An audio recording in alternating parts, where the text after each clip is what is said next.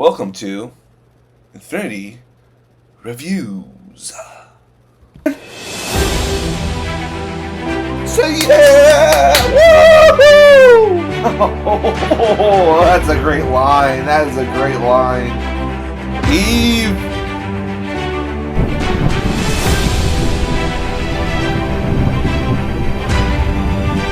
Hey guys, what is up? I'm back here with another movie review.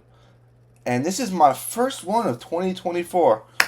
Welcome to 2024, everyone. Welcome to 2024, our first one. And it was for the new Jason Statham action movie called The Beekeeper. Now, initially, when I saw the first trailer for this, I was a bit unsure. I'm like, it's just going to be Jason Statham doing the same thing, like being cool and kicking everyone's ass. And then, like, I started watching most of them, like how they're setting up, like, this kind of world. And I found out it was directed by David Ayer, director of Suicide Squad. And I do like the first Suicide Squad movie. I do like it. I've watched it a couple of times. I do like it better than BVS, honestly. But, I went in, not expecting much. And I had a really fun time.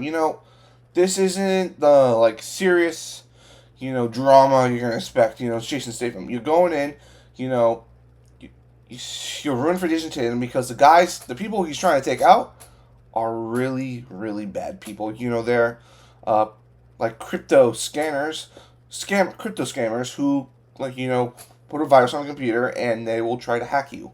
And they say all these things and they'll hang up and they'll steal everything you have. And this kind of, and you're probably thinking like, I've always wanted to really punch a scammer in the face. Well, Jason Statham will do it for you, ladies and gentlemen. He's going around blowing up buildings. He's taking out FBI agents. He's taking off armed security hired by these scammer firms. And also, you learn he works for a secret organization called the Beekeepers. And it's kind of this thing throughout the movie. They're saying, like, it's a secret organization that not even the CIA director, who is played by Jeremy Irons, doesn't even know these guys. Like, they're off the grid, silent. And it's kind of like the John Wick scenario. You know how in John Wick, when someone was excommunicado, they would send, like, these messages to these old-ass, like, typewriters and computers. It's kind of like that. And, like, that stuff was really interesting. But every single time there's a fight scene, oh, it's great. And, I really enjoy, I think David Ayer was handed a bad hand. He was handed a bad hand by DC because they didn't really know what they were doing. They were very reactive, and, he didn't get to make the movie he wanted to make. And you're watching this, I can see flares of Suicide Squad. It's, at times in the movie, it is very colorful, kind of like what Suicide Squad was. But, like, the action is great, it's sometimes very much over the top, you have, like, there's literally a scene where Jason Statham is fighting, like, a bunch of guys who are coming to get him. He grabs the guy behind, puts his shotgun in the mouth, pushes it back, makes the guy bite down on the shotgun, and makes him crack his teeth and breaks his neck. I'm like, wow, Jason, that's a bit over the top for you. And, for me, I was like, I'm not the biggest fan of bees. Bees really, like, guys, honestly, bees freak me out. I know they're good for everything, but still, I'm definitely afraid of bees. Definitely afraid. And I was like, oh, I don't want to see the bee stuff's going to freak me out and all that. And I'm like, oh, well, this is not a bee movie. It's not about bees. It's about a guy kicking ass the entire movie. And there are flavors of John Wick in there. There are very much flavors of John Wick, how they try to set up this other organization, the way he fights. There is Jason Statham is barely ever using a gun. He's just using his hands. There is a little bit of gun fu in it. I would admit there is a bit of gun fu in it. But mainly it's just Jason Statham being Jason Statham. And, I'm a guy who enjoys a movie like this, But, like, I haven't gone out to see a Jason Statham movie in a while.